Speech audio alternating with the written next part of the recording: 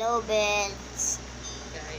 Guys, Banay po ang nagmumukbang ngayon na gabi.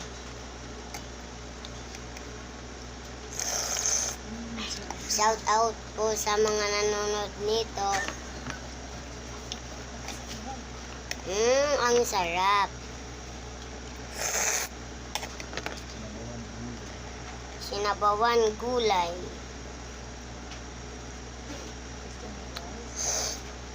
Gusto mo, guys? Di magluto ka.